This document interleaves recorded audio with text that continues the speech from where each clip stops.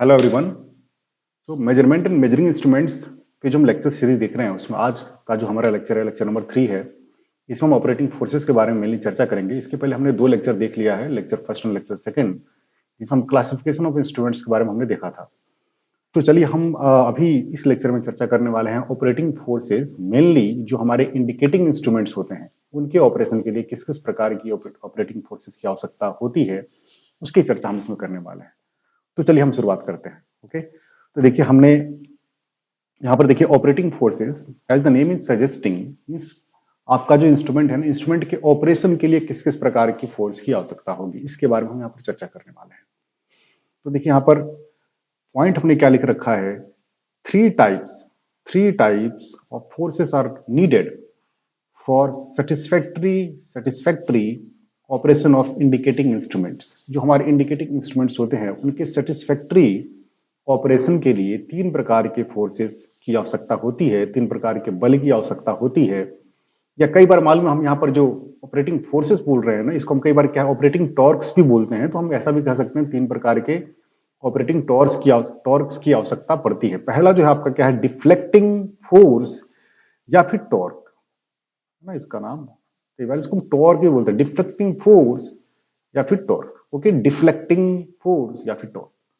दूसरा जो है हम है ना, उसका नाम है कंट्रोलिंग फोर्स या फिर कंट्रोलिंग टॉर्क।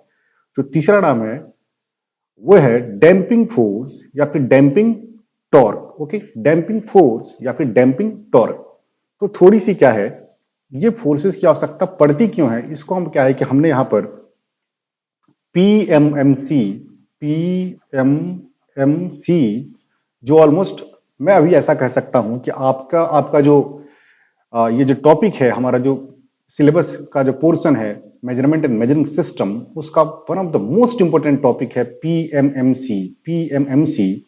और दूसरा अगर कोई इंपोर्टेंट टॉपिक मैं बोलूं तो वो क्या है आपका measurement of 3 phase power by 2 watt meter, है ना, जो कुछ है वो। तो ये दो टॉपिक जो है ना, बहुत ज्यादा क्वेश्चन पूछे जाते हैं, फिर सीआरओ वगैरह और बहुत सारी बातें आती हैं। लेकिन अगर मैं सबसे ज्यादा प्राथमिक टॉपिक है ना, सबसे ज्यादा महत्वपूर्ण टॉपिक की मैं बात करूं तो ये दोनों टॉपिक्स आते हैं। तो हमारा जो पीएमएमसी इंस्ट्रूमेंट्स होते हैं, permanent magnet moving coil instruments जो होते हैं, है ना, उसका एग्जाम्पल हमने यहाँ पर लिया है। देखिए यहाँ पर क्या है कि दो परमानेंट मैग्नेट लगे होते हैं। ये परमानेंट मैग्नेट का नॉर्थ पोल है, ये साउथ पोल है।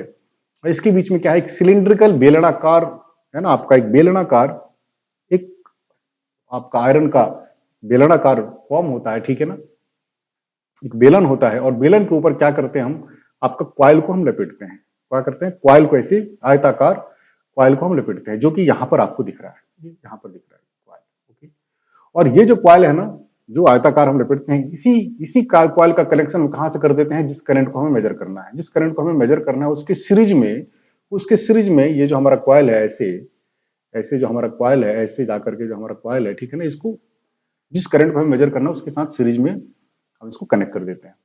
फिर होता क्या है आपका, क्योंकि यहाँ पर ऑलरेडी मैग्नेटिक फील्ड प्रेजेंट है, नॉर्थ पोल साउथ पोल के चलते है। और ये जो आपका कंडक्टर है ना, इस कंडक्टर कॉइल में क्या आपके कंडक्टर्स होंगे, बहुत सारे टर्न्स होंगे, और हर एक टर्न में क्या है, दो दो कंडक्टर होंगे।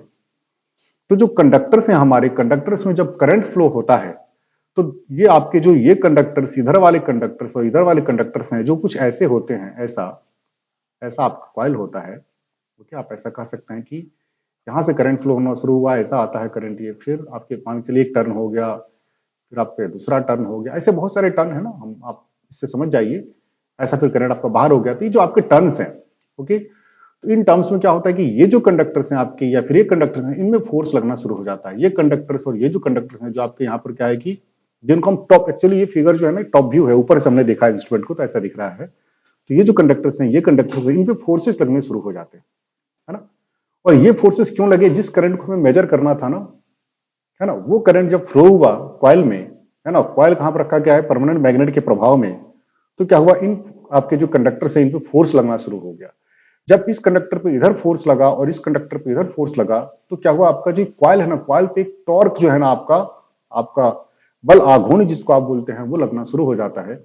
जिसके प्रभाव के कारण आपका जो ये कंडक्टर, ये जो कॉइल है ना, कॉइल इधर रोटेट करना शुरू हो जाता है। इधर क्या है, रोटेट करना शुरू हो जाता है। अब मैटर ये आती है कि अगर हमें मेजरमेंट करना है, तो हमें अगर मेजरमेंट करना है तो इस बात का तो जरूर हमें ध्यान रखना पड़ेगा कि रोटेशन कहीं ना कहीं जाकर के रुके।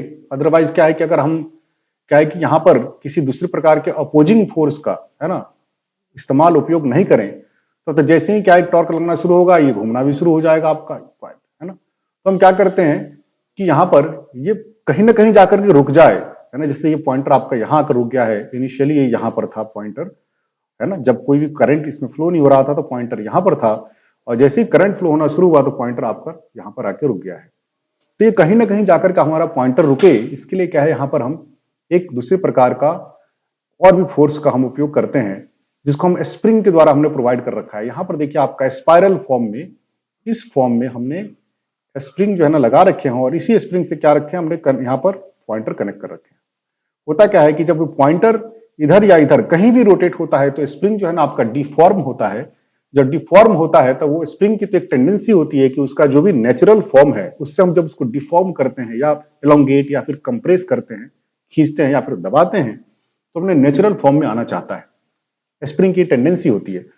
तो यहां पर स्प्रिंग क्या करता है, जब ये आपका कॉइल रोटेट करता है, ओके, जब ये आपका पॉइंटर जो कि आपके स्प्रिंग से, जो कि ये पॉइंटर जो है ना आपका कॉइल से और स्प्रिंग से कनेक्टेड है, जब कॉइल पे फोर्स लगता है तो पॉइंटर इधर रोटेट होना शुरू हो जाता है। फिर आपका कॉइल जो है ना डिफॉर्म होना शुरू हो जाता है। जब कॉइल डिफॉर्म होना शुरू हो जाता है तो क्या करता है, इस पॉइंटर का जो मोशन हो रहा था ना उसका अपोज करना शुरू होता है।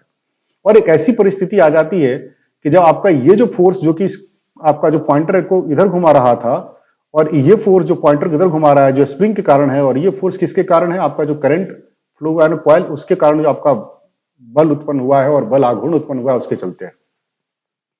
एक परिस्थिति ऐसी आती है जब दोनों ही फोर्स आपके इक्वल हो जाते हैं, जब दोनों फोर्स इक्वल हो जाते हैं तो हमारा क्या हो जाता है, पॉइंटर अगर कहीं ना कहीं रुक जाता है। आपको मैं यहाँ पर अगर बताऊं तो क्या है कि कॉइल आपका अगर ऐसा है तो कॉइल पर जब टॉर्क लगता है, इस प्रकार से टॉर्क लगता है, तो पॉइंटर आपका कहाँ इधर घूमना शुरू होता है, लेकिन जो यहाँ पर स्प्रिंग है ना, स्प्रिंग इसको इधर घुमाती है, ठीक है। तो यहाँ पर देखिए क्या है कि ये जो फोर्स है ना कहीं आपका क्या कर रही है, मशीन को ऑपरेशन में ला रही है, मशीन को ड्राइव कर रही है या फिर मशीन को डिफ्लेक्ट कर रही है। इसलिए इस प्रकार के फोर्स को हम क्या बोलते हैं, डिफ्लेक्टिंग फोर्स बोलते हैं, जो कि ऑलमोस्ट सभी केस में जिस करंट को हमें या जिस क्वांटिटी को हमें मेजर करना है ना उसके साथ उसका कोई ना कोई संबंध होता है, और ऐसा हम कह सकते हैं कि समानुपाती होता है। तो यहां पर भी क्या है कि आपका ये जो डिफ्लेक्टिंग फोर्स है, डिफ्लेक्टिंग फोर्स जो क्या कर रहा है, आपका जो मोशन को इनिशिएट कर रहा है, प्रारंभ कर रहा है, वो क्या है, जिस करंट को हमें मेजर करना है ना उसके समानुपाती है। और जैसे ही ये मोशन आपका प्रारंभ होता है, स्प्रिंग डिफॉर्म होना शुरू होता है, स्प्रिंग उसका अपोज करता है, तो स्प्रिंग जो ने जिस फोर्स को लगाया उसको हम क्या बोलते हैं, कंट्रोलिंग फोर्स, क्योंकि ये जो डिफ्लेक्टिंग फोर्स है ना उसको क्या कर रहा है, कंट्रोल कर रहा है। और एक परिस्थिति में जब आपका क्या है कि पॉइंटर यहां कहीं आकर के रुकता है, आपका पॉइंटर, तो ये तभी रुकता है जब ये दोनों फोर्स आपके क्या है कि बराबर हो जाते हैं। दोनों फोर्स क्या है आपके बराबर हो जाते हैं। जब दोनों फोर्स बराबर हो जाते हैं तो पॉइंटर कहीं ना कहीं आकर के रुक जाता है। अब देखिए यहां पर एक तीसरी समस्या भी आती है। वो समस्या ये आती है कि जब पॉइंटर आपका, मैं फिर अलग अलग से डायग्राम बनाता हूं। इनिशियली मान के चलिए आपका पॉइंटर यहां पर था, ये क्या आपका 0 है, और क्या है कि पॉइंटर फाइनली घूम के आके कहां आ गया, आपका यहां पर, ये आ गया पॉइंटर आपका यहां पर। तो देखिए पॉइंटर जब यहां पर आता है ना तो वो एकाएक नहीं रुकता। वो क्या है कि पॉइंटर जब इधर से यहां आता है तो थोड़ा सा आगे बढ़ जाता है, फिर आगे बढ़ के फिर थोड़ा सा पीछे बढ़ता है, फिर आगे बढ़ता है, फिर पीछे बढ़ता है, फिर आगे बढ़ता है, फिर पीछे बढ़ता है, फिर आगे पीछे करके थोड़ा देर के बाद क्या है कि ये जो ओसिलेट कर रहा था इसके आगे पीछे, वो ओसिलेशन खत्म हो जाता है और यहां पर रुकता है। ये जो ओसिलेशन है ना, ये ओसिलेशन है ना, इस ओसिलेशन को खत्म करने के लिए तीसरे प्रकार की फोर्स की आवश्यकता होती है, जिसको हम क्या बोलते हैं, डैम्पिंग फोर्स। उसको क्या बोलते हैं, डैम्पिंग फोर्स। तो देखिए मैं आपको अगर बताऊं, यहां पर हम पीएमसी को बहुत अच्छा से पढ़ने वाले हैं, इसलिए ज्यादा डिटेल से चर्चा यहां पर नहीं कर रहे हैं। तो जो 3 प्रकार की फोर्स की हमने चर्चा की है ना, for successful operation of indicating instruments, तो पहला क्या आपका डिफ्लेक्टिंग फोर्स, दूसरा क्या है कंट्रोलिंग फोर्स, और तीसरा क्या आपका डैम्पिंग फोर्स। जिसमें डिफ्लेक्टिंग फोर्स तो वो फोर्स है जो जिस करंट को हम, जिस क्वांटिटी को हमें मेजर करना है उसके समानुपाती होता है, और कहीं ना कहीं आपके मशीन के ऑपरेशन के प्रारंभिक स्थिति में ही क्या है कि एक्चुअल मशीन के डिफ्लेक्शन के लिए जो पॉइंटर है, पॉइंटर के डिफ्लेक्शन के लिए जिम्मेदार है, रिस्पॉन्सिबल है, ओके। और जैसे ही क्या है कि आपका डिफ्लेक्टिंग फोर्स पॉइंटर को डिफ्लेक्ट करता है, स्प्रिंग में डिफॉर्मेशन आता है, स्प्रिंग क्या करता है, उसको कंट्रोल करना शुरू कर देता है, और कंट्रोल करना शुरू कर देता है तो क्या है कि आपका जो डिफ्लेक्शन है, डिफ्लेक्शन कहीं ना कहीं जाकर के रुक जाता है। क्योंकि डिफ्लेक्टिंग फोर्स तो क्या है, लगभग लगभग बराबर है, लेकिन कंट्रोलिंग फोर्स जो है ना वो आपका हर एक स्थिति में सेम नहीं होता, है ना। थोड़ी सी अगर इस पर हम चर्चा करें तो हम ऐसा कह सकते हैं कि यहाँ पर डिफ्लेक्टिंग टॉर्क मान के लिए हमारा 10 न्यूटन मीटर का लग रहा है, तो कंट्रोलिंग टॉर्क कितना लगता है 0 न्यूटन मीटर का। और थोड़ा जैसे ही हमारा क्या है कि डिफ्लेक्शन थोड़ा और बढ़ता है तो डिफ्लेक्टिंग टॉर्क कितने का है 10 न्यूटन मीटर का ही है, लेकिन कंट्रोलिंग टॉर्क क्या है थोड़ा सा बढ़ जाता है, क्योंकि कंट्रोलिंग टॉर्क जो है ना आपका ये क्या है कि थीटा डिफ्लेक्शन के समानुपाती होता है। जब थीटा आपका 0 होगा तो कंट्रोलिंग टॉर्क क्या होगा 0 होगा, जो कि स्थिति में 0 है। इसलिए बहुत आसानी से क्या है कि आपका डिफ्लेक्टिंग टॉर्क के प्रभाव में है ना, एक्चुअली मोशन होता कैसे है, इधर एक फोर्स लग रहा है इधर एक फोर्स लग रहा है, तो जो फोर्स ज्यादा होगा उधर मोशन होगा। तो प्रारंभिक स्थिति में क्या है कि डिफ्लेक्टिंग फोर्स या डिफ्लेक्टिंग टॉर्क ज्यादा होता है। कंट्रोलिंग टॉर्क तो चूंकि थीटा के समानुपाती है और प्रारंभिक स्थिति में थीटा 0 होता है, तो आपका क्या है कि आपका जो कंट्रोलिंग टॉर्क है 0 होता है। तो क्या है टोटल यहाँ पर एक जो रिजल्टेंट फोर्स बचता है प्रारंभिक स्थिति में, परिणामी फोर्स जो बचता है आपका प्रारंभिक स्थिति में, वो क्या है कि डिफ्लेक्टिंग फोर्स ही बचता है। तो आपका क्या है कि मशीन है ना आपका जो पॉइंटर है इधर रोटेट करना शुरू होता है। लेकिन जैसे ही रोटेट करना शुरू होता है थीटा कुछ ना कुछ डिफ्लेक्शन हो जाता है। जब ये थीटा आपका नॉन जीरो होता है, मींस जीरो नहीं होता है, जब थीटा कुछ ना कुछ हो जाता है तो आपका टॉर्क भी कुछ ना कुछ हो जाता है।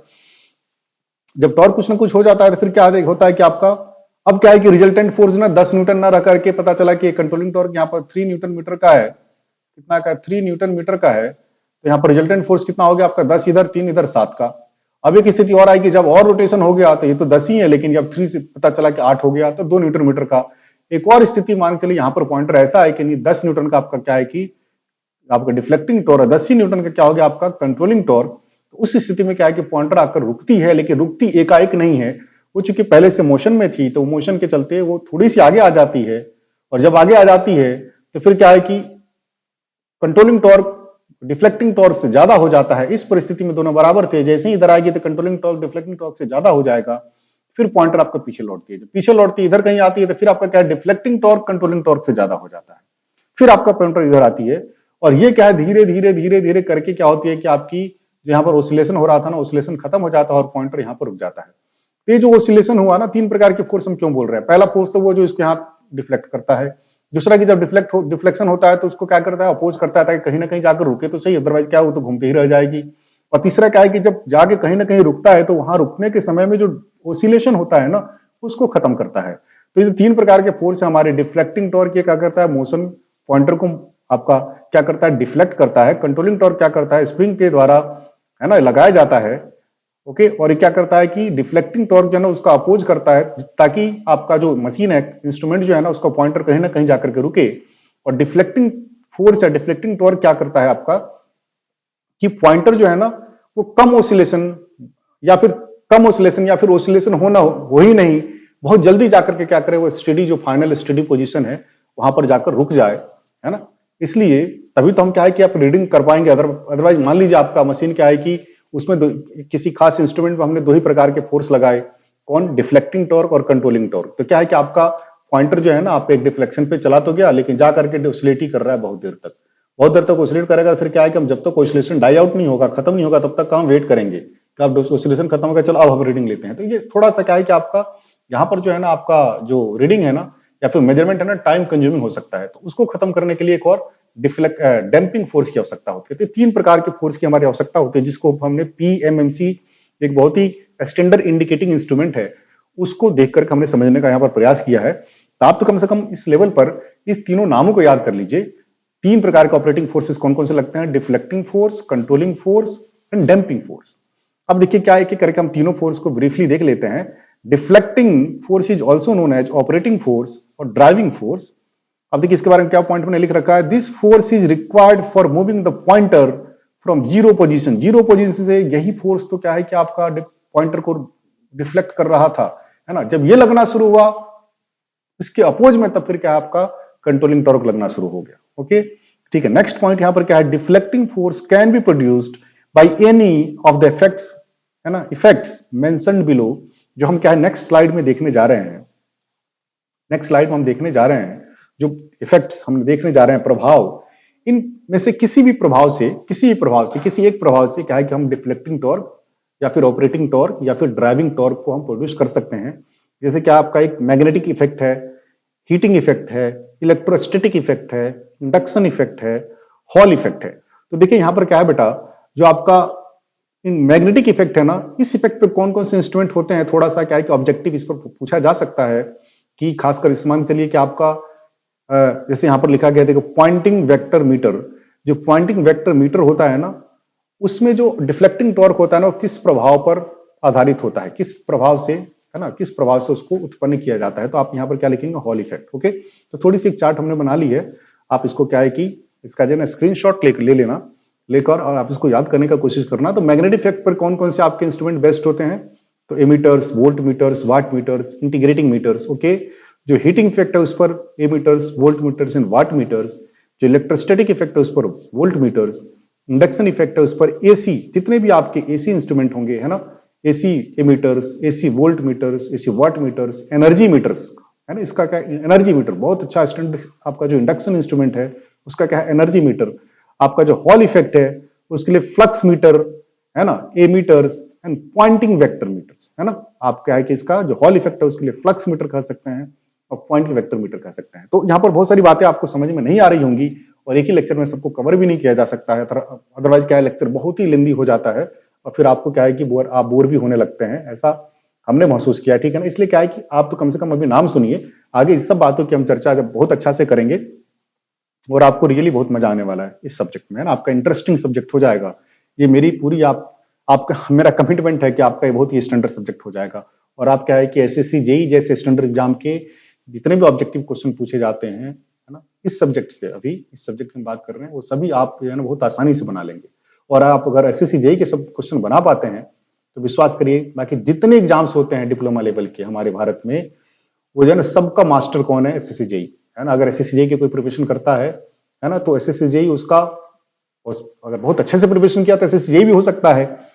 इनकेस अगर एसएससी जेई नहीं हुआ तो कोई ना कोई तो आप यही बन ही जाता है, कहीं ना कहीं का जूनियर इंजीनियर तो बन ही जाता है, वो किसी स्टेट इलेक्ट्रिसिटी का बन जाए या फिर रेलवे का बन जाए या फिर किसी पब्लिक सेक्टर यूनिट का बन जाए, है ना, या फिर हर एक स्टेट में बहुत और भी बहुत से प्रकार की क्या है कि आपके, है ना, एजेंसीज हैं जो जूनियर इंजीनियर का रिक्रूटमेंट करती हैं, वहां पर कहीं ना कहीं नौकरी तो लगी जाती है। ओके बेटा, तो मेरा कमिटमेंट है इस सब्जेक्ट में आपको बिल्कुल मजा आ जाएगा, है ना। सब्जेक्ट आपका बहुत ही आपका आपका इंटरेस्टिंग सब्जेक्ट हो जाएगा, आप इसको जब पढ़ेंगे तो आपको मजा आने लगेगा, ठीक है। तो देखिए हमने अभी क्या है कि डिफ्लेक्टिंग फोर्स के बारे में थोड़ी सी ब्रीफली चर्चा की। यहां पर देखिए फिर क्या है कि controlling force. Okay, controlling force, there are two types of controlling system, है ना, हमने बता दिया था आपका कंट्रोलिंग फोर्स क्या होता है। अब देखिए किस किस प्रकार किस कंट्रोलिंग हम करते हैं। एक तो क्या आपका स्प्रिंग कंट्रोल और दूसरा क्या है ग्रेविटी कंट्रोल।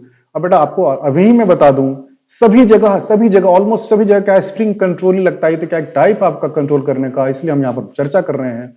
ऑलमोस्ट, है ना, ये बहुत कम जगह, ऑलमोस्ट कहीं भी आप कह सकते हैं सभी जगह किसका इस्तेमाल होता है, आपका स्प्रिंग कंट्रोल का ही इस्तेमाल होता है, उपयोग होता है, ठीक है ना।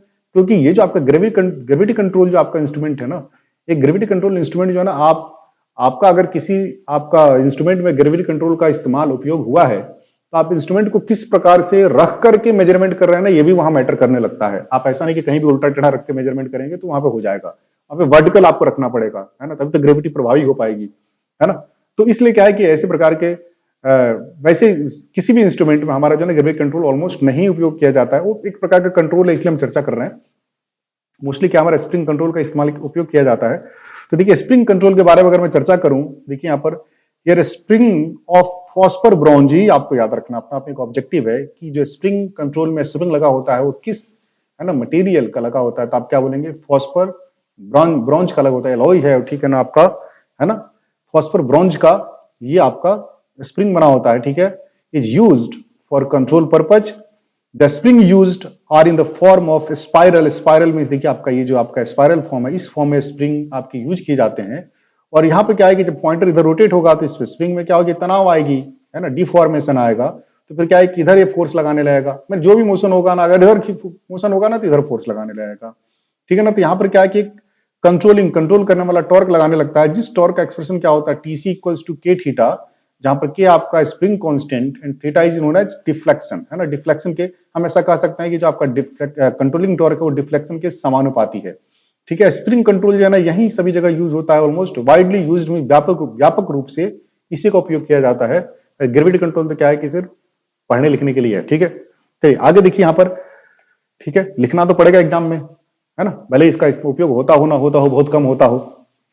ग्रेविटी कंट्रोल की अगर मैं बात करूं, ठीक है, gravity control here weight is used for control purpose. यहां पर क्या स्प्रिंग नहीं, वेट का इस्तेमाल किया जाता है, आप बहुत आसानी से समझ सकते हैं। देखिए हमने दो फिगर बना रखा है यहाँ पर, ठीक है। इस फिगर में क्या है, ये पॉइंटर का जो है ना आपका 0 डिग्री पोजीशन है, ये पॉइंटर आपका क्या है 0 डिग्री पोजीशन पे। अब मान लीजिए किसी कारण से, है ना, हमने क्या है कि ये जो पॉइंटर जिस कॉइल पे लगा था उस कॉइल में करंट फ्लो होना शुरू हुआ, और करंट फ्लो होना शुरू हुआ तो फिर क्या हुआ, उस कॉइल पे फोर्स लगा तो फिर क्या है कि यहाँ पर एक टॉर्क लगा, डिफ्लेक्टिंग टॉर्क।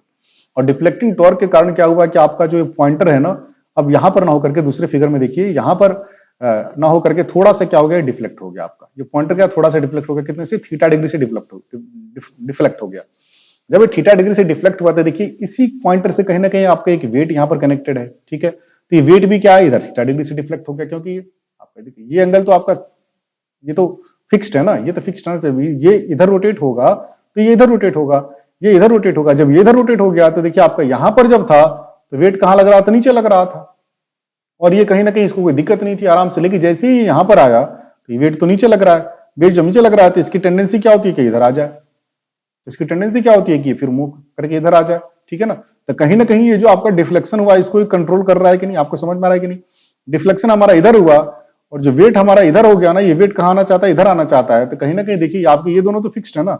जब क्या है कि आपके ये दोनों फिक्स्ड है, ऐसे घूमता है, ऐसे घूमता है, ठीक है, ऐसा नहीं कि आपस में एंगल कम हो जाएगा इसमें। जब ये इधर घूमेगा तो ये इधर घूमेगा, जब ये इधर घूमेगा तो ये इधर घूमेगा।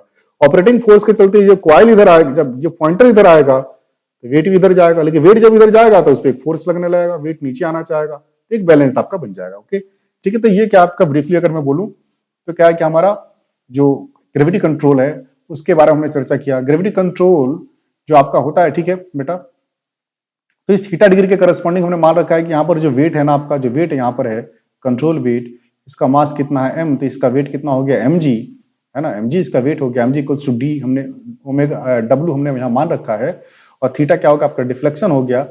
जो आपका ये जो सेंटर है ना, सेंटर से ये जो आपकी वेट है ना, वेट की दूरी कितनी है, l हमने मान रखी है, l मान रखी है। तो हम अब क्या करते हैं कि ये जो वेट है ना, वेट जब θ डिग्री से डिफ्लेक्ट हुआ तो इस डिफ्लेक्शन के करस्पॉन्डिंग, इस डिफ्लेक्शन के संगत जो है ना, ये मास जो है ना, इस मास का जो वेट है, इस वेट का टॉर्क कितना हुआ इस पॉइंट के अबाउट, इसको हमने यहां पर देखा।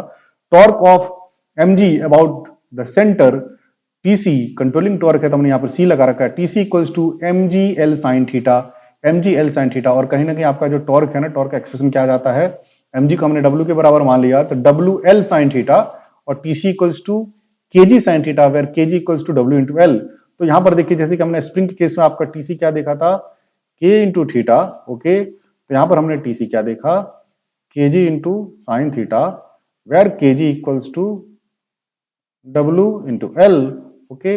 और एक और बात, अगर क्या थीटा बहुत ही छोटा है ना, for small theta TC equals to kg into theta, okay, even for gravity control, okay. अगर थोड़ा सा डिफ्लेक्शन हो, क्योंकि बहुत छोटे थीटा के लिए for small theta sine theta is almost equals to theta, okay, tan theta is almost equals to theta, okay. तो हमने क्या है कि अभी देखिए spring control and gravity control के बारे में चर्चा कर लिया। अब क्या है कि हमारा जो हमने दो प्रकार के फोर्स के बारे में क्या ब्रीफली चर्चा कर ली है। पहला क्या, डिफ्लेक्टिंग फोर्स, जिसका हम और नाम है ऑपरेटिंग या फिर ड्राइविंग फोर्स। दूसरा क्या है कि हमारा कंट्रोलिंग फोर्स। तीसरा जो फोर्स है डैम्पिंग फोर्स। डैम्पिंग फोर्स के बारे में कुछ कुछ पॉइंट जो है ना आपका इस, क्योंकि इससे ऑब्जेक्टिव बनते हैं आपके कि कहां पर एडी करंट डैम्पिंग लगती है, कहां पर एयर डैम्पिंग लगती है, ठीक है ना, ऐसे ऑब्जेक्टिव बनते हैं। अभी हम क्या है कि आपको इसका ऑब्जेक्टिव भी कराएंगे, ठीक है, जो एसएससी जेई में आ रखे हैं, है ना, चिंता करने की आवश्यकता नहीं है। देखिए डैम्पिंग फोर्स के बारे में अगर मैं बोलूं तो damping force operates only when the pointer is in motion. ये बहुत ही महत्वपूर्ण बात है। जब आपका पॉइंटर मोशन में आएगा ना, जैसे कंट्रोलिंग टॉर्क के बारे में अगर मैं बताएं हम चर्चा करें तो आपने अभी तक ऑब्जर्व किया होगा, जब आपका क्या पॉइंटर रुका हुआ था कोई कंट्रोलिंग टॉर्क नहीं लग रहा था, लेकिन जैसे ही डिफ्लेक्टिंग फोर्स लगा, पॉइंटर इधर रोटेट होना शुरू हुआ, कंट्रोलिंग टॉर्क क्या उसका अपोज करना शुरू हो गया। लेकिन कंट्रोलिंग टॉर्क क्या है कि आपका जब पॉइंटर इधर मूव कर रहा था तो इधर मूव कर रहा था, और पॉइंटर जब इधर मूव कर रहा था ना तभी इधर ही मूव कर रहा था, ठीक है ना। कहने का मतलब यह है कि कंट्रोलिंग टॉर्क की हरदम टेंडेंसी क्या थी कि पॉइंटर को इधर लेकर के आए, पॉइंटर को इधर लेकर के आए, ओके, हरदम टेंडेंसी ये थी। पॉइंटर जब इधर मूव कर रहा था तो भी कंट्रोलिंग टॉर्क क्या चाह रहा था कि पॉइंटर इधर आ जाए, आज जब पॉइंटर इधर मूव कर रहा है तो भी कंट्रोलिंग टॉर्क क्या चाह रहा है कि पॉइंटर इधर आ जाए। उसकी हरदम टेंडेंसी है कि पॉइंटर इधर आ जाए। क्यों? क्योंकि इधर जब पॉइंटर आएगा तो आपका जो स्पाइरल स्प्रिंग है ना, जो डिफॉर्म हुआ था वो अपने रूप में आ जाएगा, ओरिजिनल रूप में आ जाएगा, जो कि उसकी नेचुरल टेंडेंसी होती है एक स्प्रिंग की, ओके। लेकिन यहां पर जो आपका डैम्पिंग टॉर्क है, डैम्पिंग टॉर्क की टेंडेंसी क्या होती है कि जो भी मोशन होता है ना उसको अपोज करता है। उदाहरण के लिए मान के चलिए आप क्या है कि आप जो है ना जो स्विमिंग पूल है ना उसमें आप कूद गए, है ना, कूद करके आप उसमें अपना मोशन कर रहे हैं, चल रहे हैं, आप वहां पर ऑब्जर्व करेंगे कि आप अगर इस दिशा में जा रहे हैं तो जो वाटर फ्रिक्शन है ना, पानी से जो आपका घर्षण हो रहा है ना, वो आपको रोक रही है, और इधर जा रहे हैं तो भी रोक रही है ना। तो कहने का मतलब क्या है कि आपका जो फ्रिक्शन है ना, फ्रिक्शन वो क्या करता है, मोशन की चाहे जो गति हो, गति की चाहे जो दिशा हो, ठीक है ना, दिशा से उसको मतलब नहीं है, हर एक दिशा की गति का क्या करता है, अपोज करता है। जैसे कंट्रोलिंग टॉर्क जो है ना, इस दिशा को अपोज कर रहा था, इस दिशा का तो सपोर्ट ही कर रहा था ना, लेकिन ऐसा नहीं है। यहाँ पर डैम्पिंग फोर्स के बारे में हम ऐसा नहीं कहेंगे। डैम्पिंग फोर्स तो क्या करता है, मोशन का अपोज करता है, इसलिए तो क्या है कि वो मोशन को डैम्प आउट करके बहुत जल्दी जो ऑसिलेशन हो रहा था उसको खत्म करके क्या करता है, उसको फिक्स कर देता है, फाइनल स्टेडी स्टेट पे पहुंच जाता है आपका पॉइंटर, और हम क्या है कि फास्ट है ना, बहुत जल्दी से क्या है मेजरमेंट कर लेते हैं। ओके, तो डैम्पिंग फोर्स क्या करता है, ये लगता भी तभी है जब क्या आपका पॉइंटर मोशन में हो, और मोशन जो है ना, मोशन का अपोज भी करता है ना। बिना मोशन के जब मोशन नहीं होगा तो डैम्पिंग फोर्स लगेगा भी नहीं। तो damping force operates only when the pointer is in motion. Damping force is proportional to the speed of the pointer. अब देखिए क्या है, मोशन का अपोज करता है, ठीक है, मोशन जब होता है तभी ये फोर्स लगता है, और साथ ही साथ ये फोर्स जो है ना, मोशन का जो है ना, मोशन जो है स्पीड है ना, स्पीड का वैल्यू क्या उसके समानुपाती होता है। आप जितना तेजी से पॉइंटर जाएगा ना, उतना ही ज्यादा मैग्नीट्यूड का, उतना ही ज्यादा मान का ये फोर्स लगेगा, है ना। हम ऐसा कह सकते हैं कि ये डैम्पिंग फोर्स जो है ना आपका, this force damping force is proportional to speed, velocity, speed के क्या समानुपाती है। स्पीड ज्यादा होगा फोर्स भी ज्यादा होगा, धीरे धीरे चलेगा फोर्स भी कम लगेगा। भाई फ्रिक्शन में तो आपने देखा है ना, आप क्या स्विमिंग पूल में कभी कूद के, या फिर कौन ऐसा व्यक्ति है जो कभी पानी में नहीं उतरा हो। भाई पानी में ऐसा है कि पानी अगर आपके स्थिर है, रुकी हुई है, ठीक है, तो उसमें क्या है कि आप चाहे जिस दिशा में बढ़े, पानी क्या करती है, आपका अपोज करती है। क्यों? आपके पैर से टकराती है, फ्रिक्शन होता है। समझ में आ रहा है कि नहीं? और आप जितना जल्दी करेंगे ना, जितना ज्यादा स्पीड से उसमें मूव करेंगे, उतना ही ज्यादा क्या करेगी, वो अपोज करेगी। क्योंकि आप वो जो वहां पर डैम्पिंग फोर्स लगा रही है ना, वो जो फ्रिक्शन फोर्स लगा रही है, जो विस्कस फोर्स लगा रही है, वो फोर्स क्या होता है, जो कि विस्कस फोर्स या फ्रिक्शन फोर्स अभी क्या आपके डैम्पिंग फोर्स है। जो डैम्पिंग फोर्स लगा रही है ना, वो डैम्पिंग फोर्स क्या आपका मोशन जब होता है तभी लगता है ना, मोशन जब हो रहा है तभी लग रहा है, ठीक। उसके साथ साथ क्या है कि मोशन का अपोज करता है, और साथ साथ जो मोशन का मैग्नीट्यूड है, जो स्पीड का मैग्नीट्यूड है, उसके समानुपाती भी होता है। तो देखिए हमने क्या लिखा, हमने लिखा damping force operates only when the pointer is in motion, और damping force is proportional to the speed of the pointer, it opposes the speed. Okay, तीनों बात हमने जो आपने बोली, अपोज करता है, समानुपाती होता है उसके, और ये तभी लगता है जब मोशन हो। उसके बाद से damping forces are required to get final steady, है ना, पोजीशन क्विकली। जो हमारा फाइनल स्टेडी पोजीशन है ना, वो जल्दी से मिल जाए, इसलिए इन फोर्सों की आवश्यकता होती है। इन फोर्स की आवश्यकता क्यों होती है कि हमारा फाइनल स्टेडी पोजीशन है वो क्या मिल जाए, हमें जल्दी मिल जाए। उसके बाद से देखिए हमारे क्या तीन प्रकार के डैम्पिंग हो सकते हैं, जैसे मैंने यहाँ पर लिखा है, देखिए आपका अंडर डैम्पिंग, ओवर डैम्पिंग और क्रिटिकली डैम्पिंग, ठीक है ना। ज्यादा इस पे चर्चा नहीं करना है डिप्लोमा लेवल पे। ओके, अब देखिए मशीन बेहतर कौन होता है, जो क्रिटिकली डैम्प्ड हो। जो क्रिटिकली डैम्प्ड हो बहुत जल्दी क्या करेगा, आपका ऑसिलेशन को डाई आउट कर देगा, खत्म कर देगा, और वो मशीन जो है ना आपका फास्ट रिस्पॉन्स देगा किसके, आपका ओवर डैम्प्ड या फिर अंडर डैम्प्ड जो आपके इंस्ट्रूमेंट्स है ना, उनके बनिस्पत, उनके सापेक्ष, उनके रेस्पेक्ट में जो क्रिटिकली डैम्प्ड आपका जो इंस्ट्रूमेंट है ना, उसका रिस्पॉन्स फास्टर होता है। उसका जो पॉइंटर है ना, बहुत जल्दी क्या है कि फाइनल स्टेडी स्टेट पर जाकर रुक जाता है, जिससे मेजरमेंट क्या होता है, हमारा फास्ट हो जाता है। ठीक है बेटा, तो देखिए यहां पर अब देखिए कितने प्रकार से हम डैम्पिंग फोर्स प्रोवाइड कर सकते हैं, इनका नाम बस सुन लीजिए आप, ठीक है ना। The methods of producing damping torques are air friction damping, है ना। एयर फ्रिक्शन डैम्पिंग का भी हम उपयोग कर सकते हैं। उस केस में क्या है कि जो आपका डैम्पिंग फोर्स जो है ना, हमारा एयर फ्रिक्शन डैम्पिंग प्रभावी हो, है ना, उसके लिए हम क्या करते हैं, आपको मालूम है, एक प्लेट का इस्तेमाल करेंगे। क्योंकि प्लेट जो है ना आपका, एक रॉड को मैं अगर मूव कराऊं, कोई खास एयर फ्रिक्शन नहीं हो रहा है, लेकिन क्या है कि मान चलिए आपका एक प्लेट को मैं मूव कराऊं एयर में, तो क्या है, चूंकि बहुत बड़ा पोर्शन एयर को से टकरा रहा है, एयर को काट रहा है, ठीक है ना, तो फिर क्या होता है, यहाँ पर एक ज्यादा फ्रिक्शन होता है, ज्यादा आपका क्या है कि स्ट्रॉन्ग अपोज होता है, ठीक है ना। तो एयर फ्रिक्शन डंपिंग का हम इस्तेमाल करते हैं, जिसमें क्या है कि हम एल्यूमिनियम प्लेट्स का उपयोग करते हैं, ताकि वो एल्यूमिनियम प्लेट हल्का भी होता है, और प्लेट चूंकि चौड़ा होगा तो एयर में मूव करेगा, तो फिर क्या होगा, आपका इफेक्टिव प्रभावी रूप से डंपिंग हो पाएगा। पता चला कि एल्यूमिनियम का रॉड या फिर आयरन रॉड लगा दिया, फिर वहां पर क्या वो फ्रिक्शन ही नहीं होगा, ठीक है ना। तो एयर फ्रिक्शन डंपिंग, लेकिन ये बहुत ज्यादा उपयोग होता नहीं। फ्लूइड फ्रिक्शन डैम्पिंग, है ना, ऑयल अगर हमने ऑयल डंप कर दिया, ऑयल रख दिया, तो ऑयल का भी तो वही काम होता है। ऑयल में पता चला पॉइंटर मूव कर रहा है, या फिर पॉइंटर आपका यहाँ पर है, ओके, और यहाँ पर कोई पोर्शन है जो पॉइंटर से जुड़ा है, और उसमें क्या है, क्या उसका हमने ऐसा चौड़ा बना रखा है, और इसको क्या हमने ऑयल में डुबा रखा है। तो देखो पॉइंटर जो इधर मूव करेगा तो ये इधर मूव करेगा कि नहीं भाई, जो पॉइंटर इधर मूव करेगा तो ये इधर मूव करेगा कि नहीं करेगा, ये मूव करेगा, पता चला यहाँ पर एयर है या फिर एयर चैम्बर में इसको रख रखा है, तो फिर क्या होगा, इसका मोशन का अपोज होगा, एयर अपोज करेगा बिकॉज ऑफ एयर फ्रिक्शन। वैसे अगर इसको अपने ऑयल में रख रखा है तो ऑयल में मोशन इसका क्या होगा, मोशन का अपोज होगा, ठीक है ना। तो ये आपका क्या है कि एयर फ्रिक्शन डैम्पिंग हो सकता है, फ्लूइड फ्रिक्शन डैम्पिंग हो सकता है, ईडी करंट डैम्पिंग भी हो सकता है, जो वाइडली आपका क्या है कि हम आपका चाहे भले जो आपका जो पीएमसी इंस्ट्रूमेंट है, ठीक है ना, permanent magnet moving coil instrument, या फिर इलेक्ट्रो डायनेमोमीटर टाइप इंस्ट्रूमेंट है, ओके, इस सभी में क्या है कि हमारा ईडी करंट डैम्पिंग ही लगता है। इंडक्शन मशीन में भी ईडी करंट डैम्पिंग ही लगता है, ठीक है ना। जो मूविंग आयरन इंस्ट्रूमेंट है ना, उसमें क्या है कि ईडी करंट, उसमें क्या है कि आपका जो उसमें जो ईडी करंट डैम्पिंग नहीं, उसमें आपका उसमें भी एडी करंट डैम्पिंग ही लगता है, ठीक है ना। कंट्रोल जो है ना वहां पर अलग प्रकार का हो जाता है, डैम्पिंग तो वहां पर एडी करंट डैम्पिंग लगता है, वहां पर कंट्रोल जो है ना आपका स्प्रिंग कंट्रोल ना होकर के ग्रेविटी कंट्रोल हो जाता है। स्प्रिंग जो है ना, हमने 3 फोर्स की चर्चा की, ऑपरेटिंग फोर्स है ना, या फिर डिफ्लेक्टिंग फोर्स पहला, दूसरा क्या होगा आपका कंट्रोलिंग फोर्स, तीसरा क्या आपका डैम्पिंग फोर्स, ठीक। तो देखिए हम डैम्पिंग जो हमारा कंट्रोलिंग टॉर्क है ना, वो क्या है कि इंडक्शन जो हमारा मूविंग आयरन इंस्ट्रूमेंट जो है, मूविंग आयरन इंस्ट्रूमेंट पे में जो कंट्रोलिंग फोर्स लगाया जाता है वो कौन सा होता है, ग्रेविटी कंट्रोल होता है। तो आप इसको इसमें ज्यादा कंफ्यूज मत होइए, थोड़ी सी नोट डाउन करिए। जब हम मशीन को पढ़ेंगे ना, किसी खास मशीन को पढ़ेंगे, तो वहां पर किस प्रकार की डैम्पिंग लग रही है, किस प्रकार के प्रभाव से, है ना, वहां पर ऑपरेटिंग फोर्स आपका प्रोड्यूस होता है, ठीक है ना। जो हमने बहुत प्रकार के प्रभाव पढ़े, है ना, आपको पढ़े मैग्नेटिक और हीटिंग और हॉल इफेक्ट, इलेक्ट्रोस्टैटिक, है ना, सब पढ़े ना हमने। तो ये सब प्रभाव, किस प्रकार के प्रभाव का वहां उपयोग होता है, किस प्रकार की डैम्पिंग वहां लगती है, किस प्रकार का कंट्रोल वहां लगता है, क्योंकि सबसे ऑब्जेक्टिव बनते हैं, तो सबकी हम उस मशीन की चर्चा करेंगे तो वहां पर हम देखेंगे। एक और जो आपका डैम्पिंग प्रोवाइड किया जा सकता है वो कैसे, इलेक्ट्रोमैग्नेटिक डैम्पिंग, है ना। तो 4 air friction, fluid friction, eddy current, electromagnetic.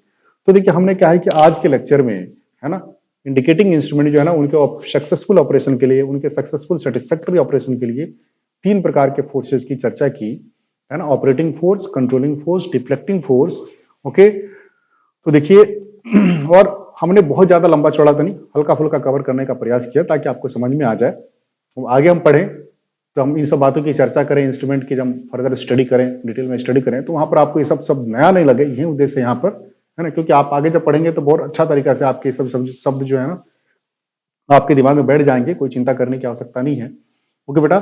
तो आज के लेक्चर में हम इतना ही देखते हैं, okay, that's all for today, take care.